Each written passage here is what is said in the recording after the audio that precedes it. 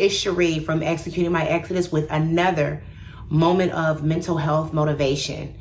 I want us to continue on the segment that we started with breaking generational curses and bondage.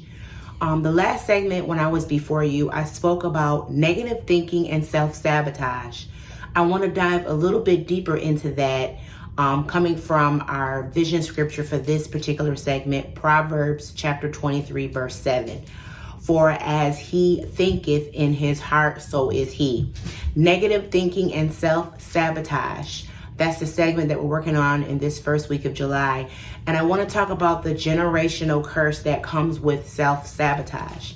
Now, being a mental health counselor, I'm a thinker. I'm a digger. I like to dig because I believe that there is always a root to anything. There's a root to my happiness. There's a root to my sadness. There's a root to my patterns.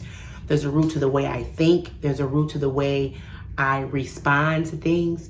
So when we think about generational curses and we think about self-sabotage, we were all taught, those who suffer with self-sabotage, or you feel like you have a tendency to self-sabotage when it comes to relationships, business prospects, work situations, your friendships, anything, your relationship with your children or your cousins or your relatives, even with your own self, how you talk yourself out of things that have nothing to do with anyone else, your own fears, your own proclivities that you allow yourself to self-sabotage, saying, oh, you're not going to make it, don't even go for that job, or don't even go after that relationship, or don't even go after that business venture, you're never going to lose the weight, you're never going to get smaller. You're never going to clear your skin. You're never going to get over this depression. You're never going to get through this trauma. You're never going to make enough money. That's self-sabotage before we even get to the starting line.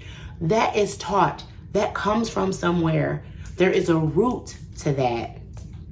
And this week, I want us to think about that generational curse, that following that trail, digging to go down deep because it came from somewhere, someone, someplace, or something. Okay, we all love to blame things on the devil, off the record, but some things have a root. And yeah, the devil can influence people and it can influence things, but it'll take a hold of us if we don't nip it in the bud. So let's take a walk back to see, where did my self-sabotage come from? What environment was I in that welcomed that negative thinking to stop me from pursuing my dreams and my goals or overcoming something? Where did that come from?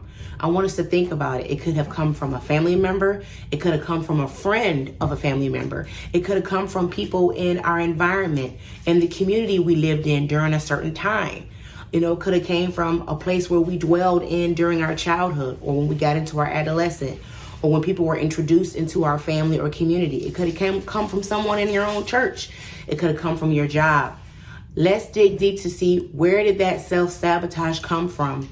And how did it affect your current living now?